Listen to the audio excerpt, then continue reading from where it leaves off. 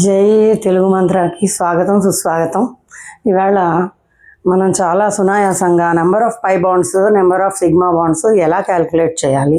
ఇది క్యాలిక్యులేట్ కొద్దిగా ఎక్స్పీరియన్స్ ఉన్నట్టయితే వితిన్ సెకండ్స్ చేసిస్తారు. మీకు 10 సెకండ్స్ కన్నా ఎక్కువ కూడా పట్టదు. దీని మీద మీకు జేఈలో క్వశ్చన్స్ గ్యారంటీగా వస్తాయి. అది ఇప్పుడు ఎలాగో చూద్దాం. అసలు సిగ్మా బాండ్స్ గురించి మనం ఆల్రెడీ చెప్పుకున్నాము. సింగిల్ బాండ్స్ అన్నీ సిగ్మా బాండ్సే.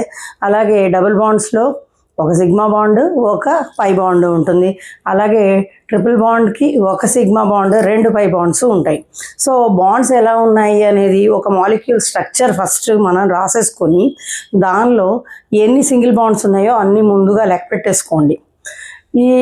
దీనికి ఎంత టైం పడుతుందంటే మీకు మహా అయితే 10 సెకండ్స్ పడుతుంది. జస్ట్ క్వశ్చన్ చూస్తూనే చెప్పగలుగుతారు.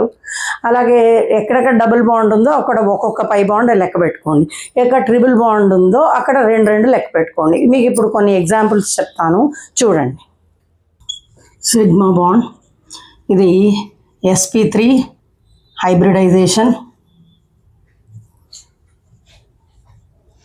అలాగే పై బాండ్ sp2లో ఒక సిగ్మా, ఒక పై ఉంటుంది. అలాగే sp హైబ్రిడైజేషన్లో ఒక సిగ్మా బాండ్, 2 పై బాండ్స్ ఉంటాయి. సో sp3 హైబ్రిడైజేషన్ అంటే single bond.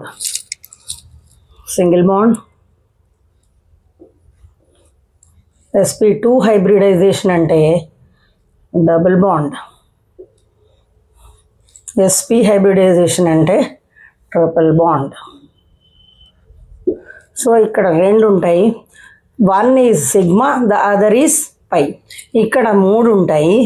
1 is sigma, the other 2 are pi bonds.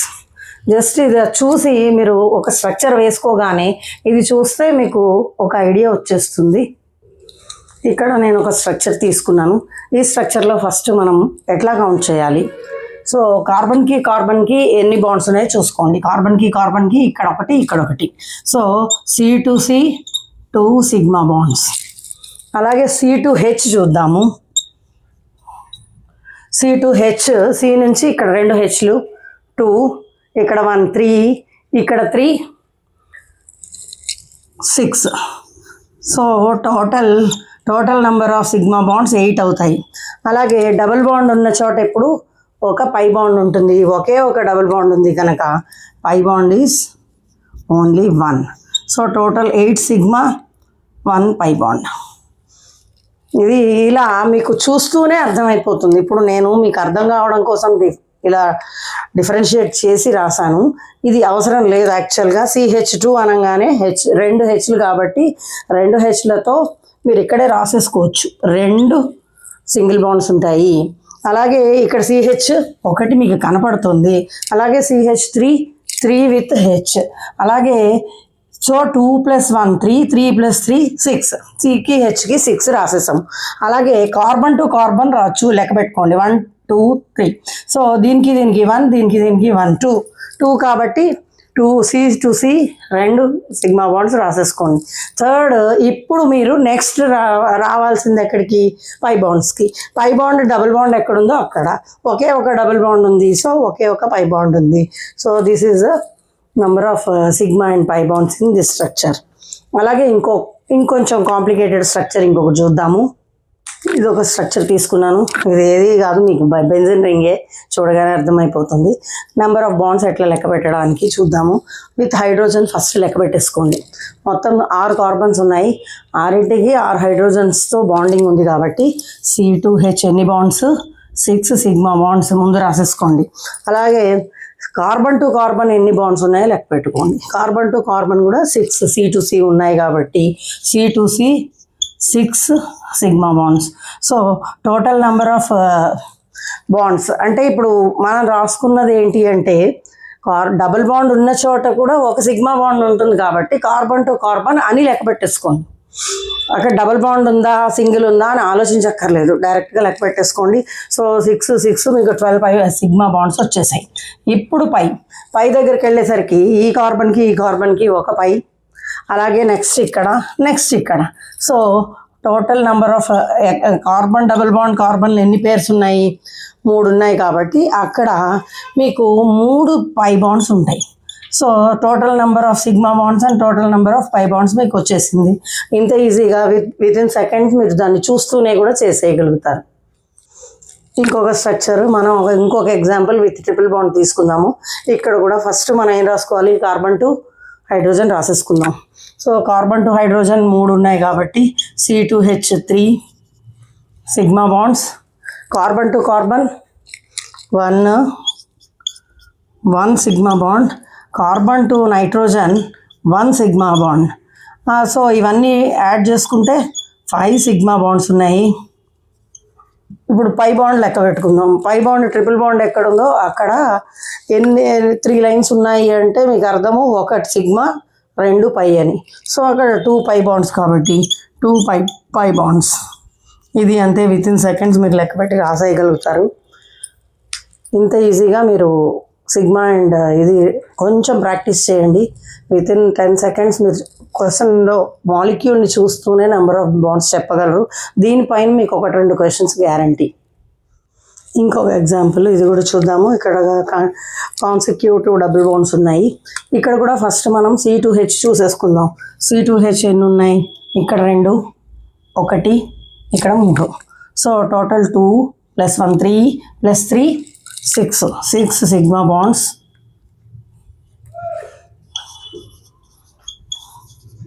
అలాగే కార్బన్ టు కార్బన్ చూడాలి. కార్బన్ టు కార్బన్ 1, ఇక్కడ నుంచి carbon to carbon 2, carbon to carbon 3. So 3 sigma bonds. So total number of sigma bonds are 9. And now ఈ C2C double bond ఉంది, 2 double bonds ఉన్నాయి. 2 double bonds ఉంటే 2 pi bonds. So 2 pi bonds. ఈ స్ట్రక్చర్కి answer ఇది. ఇప్పుడు next ఎక్కువ JEE questions వచ్చే మరొక ఇంపార్టెంట్ ఏరియా ఏది అంటే ఆప్టికల్ ఐసోమర్స్. ఒక మాలిక్యూల్ ఇచ్చి దీనికి ఎన్ని రకాల ఎనాన్షియోమర్స్ వస్తాయని కానీ, రేసిమిక్ మిక్స్చర్ గురించి కానీ, వాటి మెసోమర్స్ గురించి కానీ, optically active or inactive molecules ఎట్లా ఉంటాయని కానీ, ఎన్ని ఉంటాయని కానీ, ఇలాంటి క్వశ్చన్స్ ఎక్కువ దీని మీద వస్తున్నాయి. అందుకని దీని మీద కొంచెం ఇంట్రెస్ట్ తీసుకుని చెప్తున్నాను. మీరు కొంచెం ప్రాక్టీస్ చేస్తే ఈ మార్క్స్ మీ జేబులో ఉన్నట్టే. ఇది ఒకసారి చూడండి. ఫస్ట్ ఆప్టికల్ ఐసోమర్కి ఫస్ట్ కావాల్సింది ఏంటి అంటే కైరల్ కార్బన్. కార్బన్ కైరలా కాదా ఫస్ట్ చెక్ చేసుకోండి. ఫస్ట్ చెక్ చేసుకుని అది ఎస్ అయితేనే మీరు నెక్స్ట్ ప్రొసీజర్కి నెక్స్ట్ ఏం చేయాలి అన్నదానికి వెళ్ళాలి. ఇప్పుడు ముందు కార్బన్ కైరాలిటీ అంటే ఏంటి? కార్బన్కి మీకు తెలుసు కదా, 4 పక్కల 4 ఫంక్షనల్ గ్రూప్స్ ఉంటాయి. అయితే ఆ ఫంక్షనల్ గ్రూప్స్ 4 డిఫరెంట్ అయితేనే దాన్ని కైరల్ కార్బన్ అంటాం. సపోజ్ ఇక్కడ ఒక CH3 ఉంది, ఇక్కడ ఒక H ఉంది, ఇక్కడ OH ఉంది, ఇక్కడ COOH ఉంది. మీరు చూసుకున్నట్టయితే 4 పక్కల 4 డిఫరెంట్ ఫంక్షనల్ గ్రూప్స్ ఉన్నాయి. ఏ 2 ఒకటి కాదు. సపోజ్ ఇది నేను తీసేసి OH పెట్టాను అనుకోండి, ఇప్పుడు ఇది కైరల్ కార్బన్ అవుతుందా? అవ్వదు. ఎందుకంటే పైన OH ఉంది, కింద OH ఉంది. అలా ఏ 2 కలవకూడదు. 4 రకాల ఫంక్షనల్ గ్రూప్స్ ఉన్నట్టయితేనే ఆ కార్బన్ని మనం కైరల్ కార్బన్ అంటాం. ఇప్పుడు ఇది కైరల్ కార్బన్ అంటాం. అలాగే కొంచెం పెద్ద మాలిక్యూల్ ఉందనుకోండి, అలాంటప్పుడు 2, 3, 4, 5 అలా ఉంటూ ఉంటాయి chiral carbons. So chiral carbon అవునా కాదా ఫస్ట్ గుర్తించండి. గుర్తించిన తర్వాత ఎన్ని కైరల్ కార్బన్స్ ఉన్నాయో గుర్తించండి. తర్వాత అది ఎసిమెట్రిక్ మాలిక్యూలా గమనించండి. ఫస్ట్ ఎసిమెట్రిక్ ఉంటే ఏం చేయాలి, సిమెట్రిక్గా ఉంటే ఏం చేయాలి, 2 నేను స్టెప్ వైజ్ చెప్తాను. ఫస్ట్ ఒక మాలిక్యూల్ తీసుకుని దానిలో కైరల్ కార్బన్ ఉందా లేదా, ఉంది, ఉంటేనే నెక్స్ట్ ప్రాసెస్కి మీరు వెళ్ళండి. నెక్స్ట్ ఇక్కడ నేను ఫ్లో చార్ట్ వేస్తున్నాను. కైరల్ కార్బన్ ఉంటేనే ఇవన్నీ అప్లై అవుతాయి. సో కైరల్ కార్బన్ ఉంది, అది ఎసిమెట్రిక్గా ఉంది, అప్పుడు ఏం చేయాలి అన్నది నేను ఎగ్జాంపుల్తో సహా మీకు చూపిస్తాను. Then let's go to symmetrical. So symmetrical నేను తీసేస్తున్నాను, ఎసిమెట్రిక్ది ఎక్స్ప్లెయిన్ చేస్తాను. ఇప్పుడు మీరు ఒక మాలిక్యూల్ తీసుకున్నారు, అది అన్సిమెట్రికల్ లేదా ఎసిమెట్రికల్ రెండు ఒకటే. సో అన్సిమెట్రికల్గా ఉన్నప్పుడు మీకు number of optically active isomers ఎన్ని ఉన్నాయి? యాక్చువల్గా నెంబర్ ఆఫ్ యాక్టివ్ అన్నదాన్ని ఏతో డినోట్ చేస్తాం. ఏ ఈజ్ ఈక్వల్ టు ఒక ఫార్ములా ఉంది, 2n. n అంటే ఏంటి? n is n stands for number of chiral carbons. ఎన్ని కైరల్ కార్బన్స్ ఉన్నాయి అనేది 2 పవర్లో రాసుకుంటే మనకి ఎన్ని ఆప్టికల్లీ యాక్టివ్ ఐసోమర్స్ ఉన్నాయి అనేది మనకు అర్థమవుతుంది. Next step, okay optically isomers active అంటే మీకు తెలుసు. యాక్టివ్ అంటే ఇక్కడ ఏంటి? ప్లేన్ పోలరైజ్డ్ లైట్ని ఐదర్ డెక్స్ట్రో రొటేటరీ లేదా లెవో రొటేటరీ ఎటో అటు తిప్పుతుంది అనమాట. అది డెక్స్ట్రో అంటే రైట్ సైడ్కి తిరుగుతుంది, లేదా లీవో అంటే లెఫ్ట్ సైడ్కి తిరుగుతుంది. సో ఈ ఆప్టికల్లీ యాక్టివ్గా ఉన్నవి ఆప్టికల్గా ఇనాక్టివేట్ చేయడానికి కూడా ఒక ప్రాసెస్ ఉంది. దాన్ని మనం రేసిమైజేషన్ అంటాము. అంటే ఏంటి అంటే దీనిలో మెసోమర్స్ అంటాం. మెసోమర్స్ అంటే ఏంటి? ఈ యాక్టివ్ అనే యాక్టివిటీని అంటే డెక్స్ట్రో ఈ ప్లేన్ పోలరైజ్డ్ లైట్ని ఇటు కానీ అటు కానీ తిప్పే ఇది ఉంది కదా, ఆ లక్షణాన్ని తీసేయడాన్ని మనం రేసిమైజేషన్ అంటాము. ఆ రేసిమైజేషన్ అయిన తర్వాత వచ్చే స్ట్రక్చర్ని మెసోమర్ అంటాం. మెసోమర్ ఎప్పుడు ఆప్టికల్లీ ఇనాక్టివ్. ఇది లైట్లో పెట్టినా ఎటు జరగదు, ఏమీ కాదు, అది అలానే ఉంటుంది. కాబట్టి మనకి టోటల్ నెంబర్ ఆఫ్ ఐసోమర్స్ అంటే మెసోమర్స్ని కూడా మనం కౌంట్ చేసుకోవాల్సి వస్తుంది. సో కొన్ని ఆప్టికల్లీ యాక్టివ్ ఉంటాయి, కొన్ని ఏమో ఆప్టికల్లీ ఇన్యాక్టివ్ ఉంటాయి, రెండూ కలిపితే. సో మెసో కాంపౌండ్స్ని మనం M అనే లెటర్తో డినోట్ చేస్తున్నాము. So total number of isomers అంటే యాక్టివ్ అండ్ ఇన్యాక్టివ్ రెండు కలిపి మనం చెప్పాలి. కాబట్టి A+M ఈజ్ ఈక్వల్ టు ఏది వస్తే అది చెప్పాలన్నమాట. కానీ ఇక్కడ number of optically inactive isomers meso compounds is equal to 0. ఎందుకు అంటే ఇది అన్సిమెట్రికల్ కాబట్టి మీకు ఇన్యాక్టివ్ కాంపౌండ్ని తయారు చేయడము లేదా ప్రాసెస్ చేయడము దీనికి వీలు కాదు. కాబట్టి మీసో కాంపౌండ్ అనేది ఉండదు. కాబట్టి మనం సింపుల్గా 0 పెట్టేసుకోవచ్చు ఓన్లీ ఫర్ అన్సిమెట్రిక్. సిమెట్రిక్కి అలా పెట్టడానికి లేదు. అది మళ్ళీ ఆ ప్రాసెస్ నేను మళ్ళీ వేరే ఎగ్జాంపుల్తో చెప్తాను. ఇప్పుడైతే number of optically inactive 0, total number of isomers ఇది ఈక్వల్ టు, మనం T అని డినోట్ చేస్తున్నాను నేను. T అంటే active plus meso. So is equal to M0 కాబట్టి A⁴n వస్తుంది answer. A⁴n plus M is equal to 0. So where N is chiral carbon. దీనికి నేను ఒక ఎగ్జాంపుల్తో ఎక్స్ప్లెయిన్ చేస్తాను, చూడండి. ఫస్ట్ మనం చేయాల్సిన పని ఏంటంటే స్ట్రక్చర్ని రాసుకోవడం. స్ట్రక్చర్ని రాసుకుని కైరల్ కార్బన్ ఉంది, ఎన్ని ఉన్నాయి, 1 ఉందా, 2 ఉన్నాయా, 3 ఉన్నాయా, అసలు ఫస్ట్ ఆ మాలిక్యూల్ సిమెట్రికా ఎసిమెట్రికా, ఈ 3 పాయింట్స్ చూసుకున్న తర్వాతే మీరు నెక్స్ట్ స్టెప్కి రావాలి.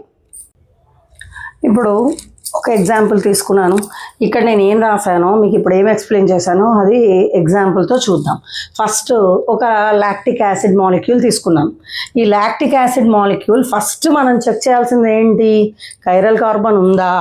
కార్బన్ కేసు చూడండి, పైన ఒక OH ఉంది, H ఉంది, COOH, CH3. సో ఈ నాలుగు డిఫరెంట్ ఫంక్షనల్ గ్రూప్స్ ఉన్నాయి కాబట్టి ఈ కార్బన్ కైరలే. సో మనకి దీని గురించి ఫర్దర్ నెక్స్ట్ ఏం చేయాలి అనేది చూపిస్తుంది. నెక్స్ట్ సిమెట్రికా అన్సిమెట్రికా. సిమెట్రిక్ అంటే ఇప్పుడు మీరు ఒక లైన్ ఆఫ్ యాక్సిస్ లైన్ తీసుకుంటే ఏ రెండు ఇలా కానీ ఒకేలా ఉంటే సిమెట్రిక్ అంటున్నాం. కానీ ఇక్కడ అలాంటి ఛాన్సే లేదు. సో ఇది ఎసిమెట్రిక్ ఆర్ అన్సిమెట్రికల్ మాలిక్యూల్ కాబట్టి దీన్ని నెక్స్ట్ మనం ఏం చేయాలి? నెంబర్ ఆఫ్ యాక్టివ్ ఐసోమర్స్కి ఫార్ములా డైరెక్ట్గా ఉంది, A is equal to 2n. So active అంటే యాక్టివ్ ఐసోమర్స్ ఎన్ని ఉంటాయి? A is equal to 2n. So n అంటే ఎన్ని కైరల్ కార్బన్స్ ఉన్నాయి. ఇప్పుడు నేను ఒక స్టార్తో డినోట్ చేస్తున్నా, ఇది ఒక్కటే ఒక కైరల్ కార్బన్ ఉంది. So 2n is equal to 2(1). So active isomers ఎన్ని ఉంటాయి? 2(1) is 2 కాబట్టి 2 ఉంటాయి. సో ఇన్యాక్టివ్ ఐసోమర్స్ అన్సిమెట్రికల్కి ఉండవు కాబట్టి మీరు M ఈజ్ ఈక్వల్ టు 0 రాసుకోవచ్చు. Total number of isomers is equal to A⁴n plus M is equal to 2 + 0 is equal to 2. So total number of isomers మీకు 2 ఉంటాయి. సో తర్వాత రేసిమిక్ మిక్స్చర్ ఎలా కనుక్కోవాలి, ఎన్ని రేసిమిక్ మిక్స్చర్స్ ఉంటాయి. సో A/2 దాని ఫార్ములా. So 2/2 is equal to RM అని రాస్తున్నాను రేసిమిక్ మిక్స్చర్కి, is equal to 1. So racemic mixture 1. ఇది ఎలా ఉంటుంది అనేది ఇప్పుడు నేను ఇంకొంచెం డీటెయిల్డ్గా చూపిస్తాను. ఇప్పుడు దీన్ని ఎన్ని ఉంటాయని నేర్చుకున్నాము. ఆప్టికల్లీ యాక్టివ్ ఐసోమర్స్ 2 ఉంటాయి. రెండిటి స్ట్రక్చర్ ఎలా ఉంటుంది అనేది ఇప్పుడు చూద్దాం. చూడండి, జస్ట్ ఇది రాసుకున్నాం కదా, దీనికి మిర్రర్ ఇమేజ్ రాసినట్టయితే ఇది 1, అది 2. సో నేను ఇక్కడ COOH ఉంది కదా, ఇక్కడ COOH రాస్తున్నాను, ఇక్కడ కైరల్ కార్బన్, ఇక్కడ CH3, ఇక్కడ OH, ఇక్కడ H. సో ఈ 2 ఒకటే. మీరు చూసినట్టయితే ఇది డెక్స్ట్రో రొటేటరీ లాక్టిక్ యాసిడ్ అంటారు, దీన్ని లివో రొటేటరీ లాక్టిక్ యాసిడ్ అంటారు. 2 ఒకటే. సో మీరు చూసినట్టయితే this is number 1 and this is number 2. Active, optically active ఐసోమర్స్లో ఒకటి డెక్స్ట్రో, ఒకటి లివో. ఇలా రాయడానికి వీలు ఉంటుంది అని మీకు చూడగానే అర్థమైపోతుంది కొంచెం ప్రాక్టీస్ మీద. ఇప్పుడైతే నేను కొంచెం డీటెయిల్డ్గా మీకు చెప్పాను, కానీ 2 ఐసోమర్స్ ఉంటాయి.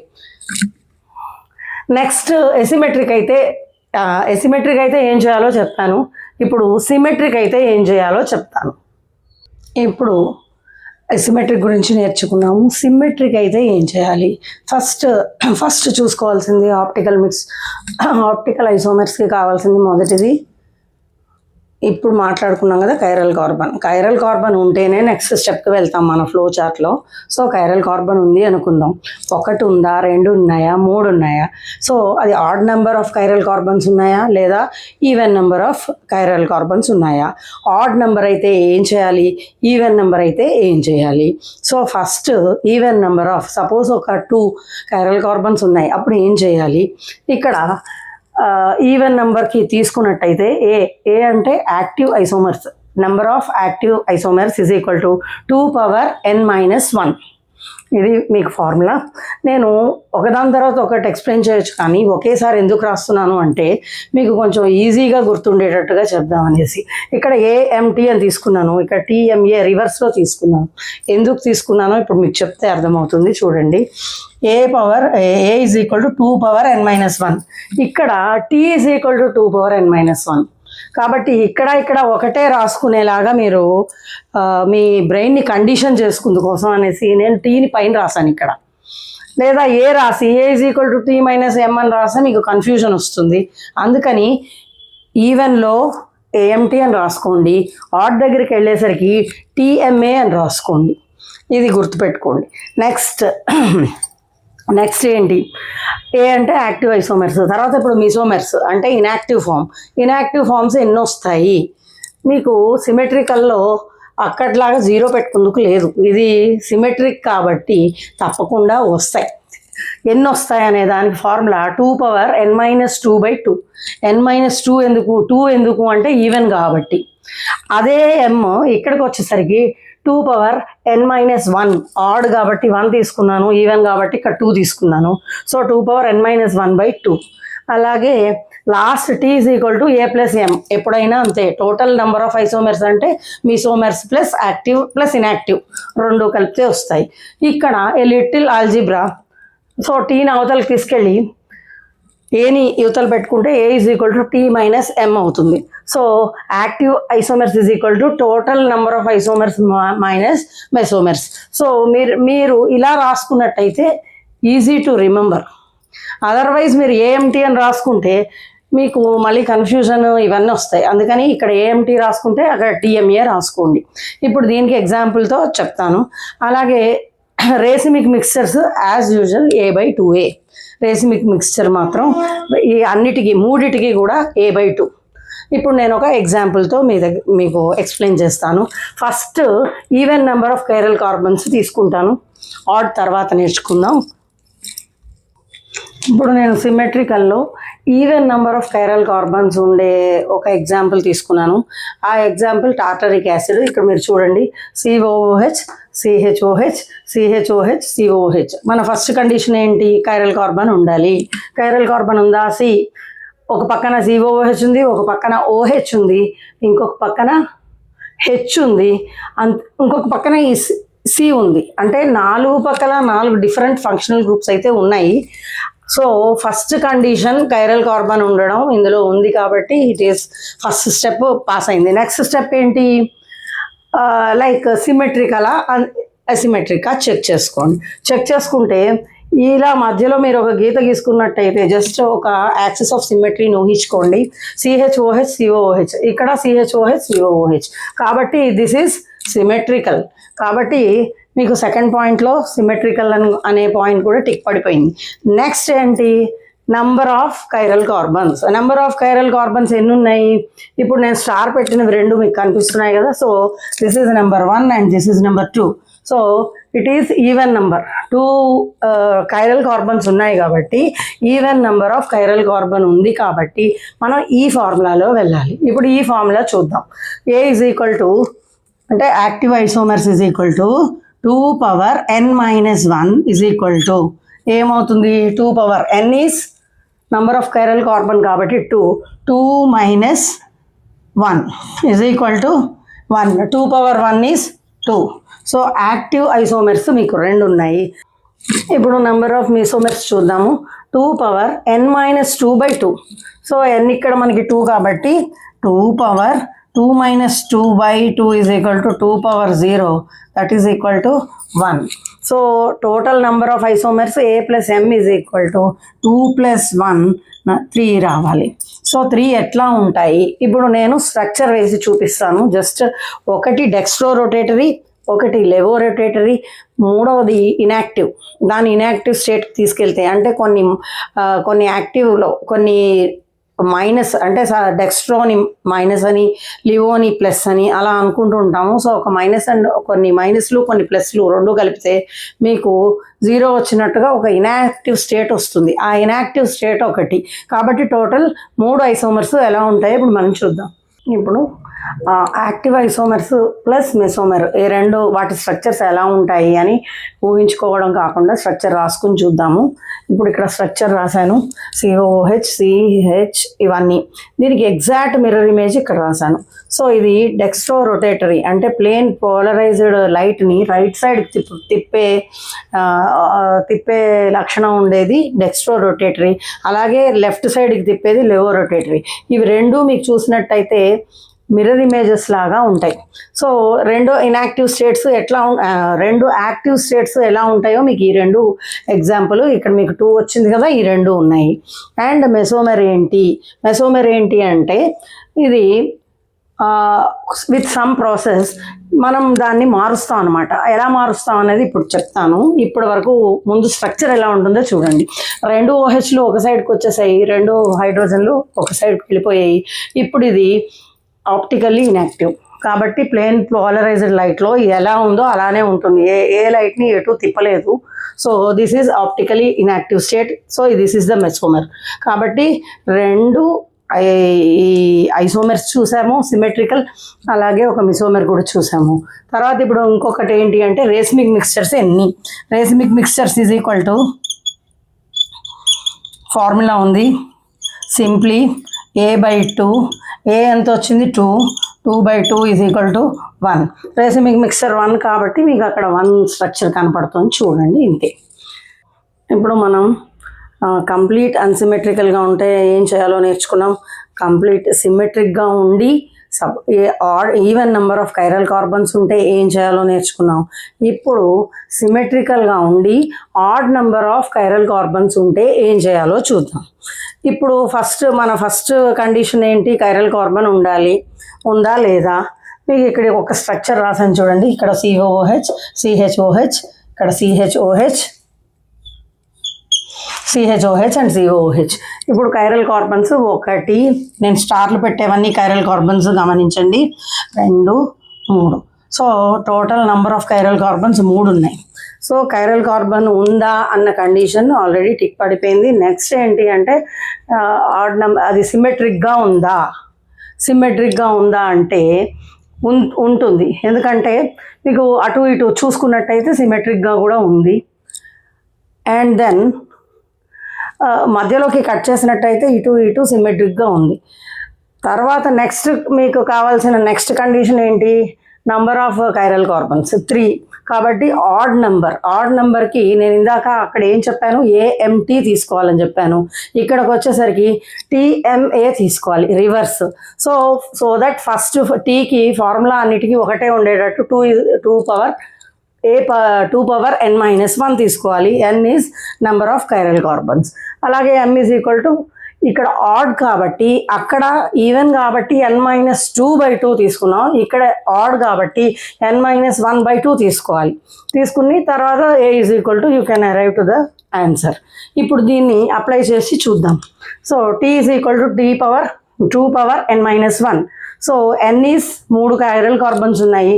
So 2 power 3-1 is equal to 2 power 2 4. అలాగే n is equal to next మనం mm mesomers is equal to 2 power n-1/2. That is equal to 2 power n ఎంత మనకి 3-1/2 is equal to 2 power 1 that is equal to 2. So mesomers 2 వస్తున్నాయి. So a is equal to t minus m.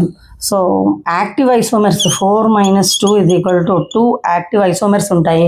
అలాగే రేస్మిక్ mixer దగ్గరకు వచ్చేసరికి 4/2 is equal to a/2. So 2 ఉంటాయి. So this is the another example. ఇది example మీరు first add అని చూసుకున్నట్టయితే ఈ రకంగా చేసుకోవాలి. This is the third condition.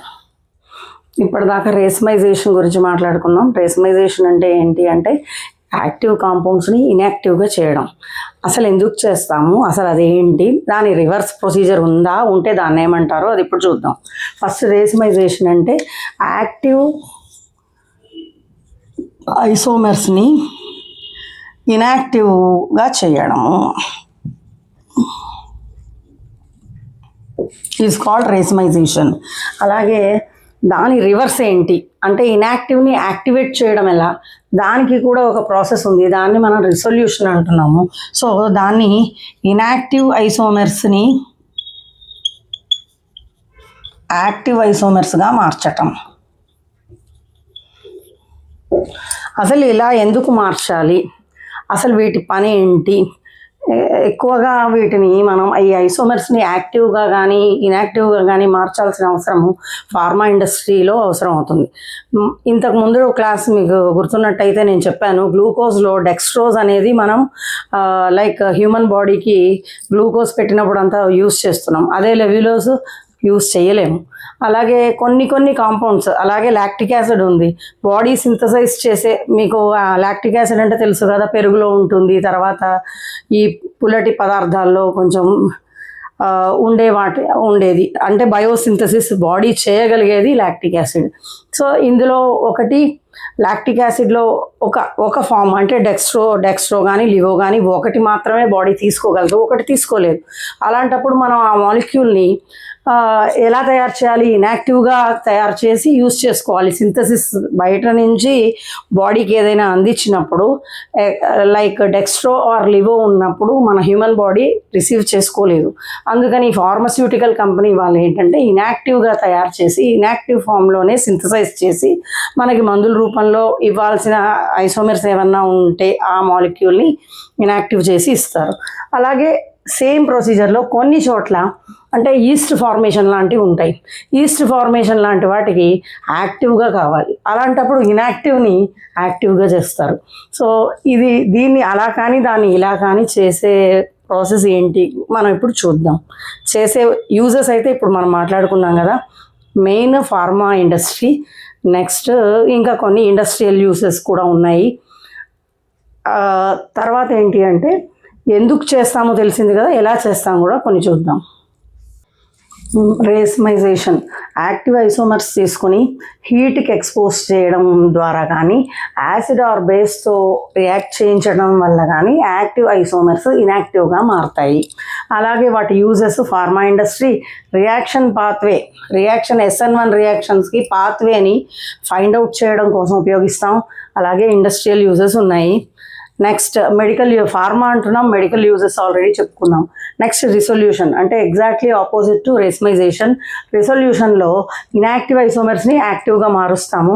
దానికి ఇన్ని రకాల మెథడ్స్ ఉన్నాయి. First one is mechanical or Pasteur's method అంటారు. Second one chemical method. ఇక్కడ racemic mixture is reacted with chiral resolving agent. And then diastereomers నుంచి కూడా మనం రాబట్టుకోవచ్చు. Next enzyme method, yeast formation just ఇప్పుడు చెప్పాను నేను. అలాగే క్రోమటోగ్రఫిక్ మెథడ్స్, వాటి యూజెస్ ఏంటి అంటే ఫుడ్లో flavours, agriculture, pharma and organic కెమిస్ట్రీలో కొన్ని పాత్వేస్ ఎలా జరుగుతున్నాయి రియాక్షన్స్. సపోజ్ SN1 రియాక్షన్ తీసుకుంటే దాని పాత్వే ఫస్ట్ ఏం జరుగుతుంది, నెక్స్ట్ ఏం జరుగుతుంది, అలా మనం స్టెప్ వైజ్ నేర్చుకుంటున్నాం. సబ్స్టిట్యూషన్ న్యూక్లియోఫిలిక్ రియాక్షన్స్ అవి నేర్చుకున్నప్పుడు మీకు ఇంకా డీటెయిల్డ్గా అర్థమవుతుంది. సో వాటి పాత్వేని మనం ఫాలో అవ్వాలి అంటే మనం వీటి హెల్ప్ తీసుకోవాలి.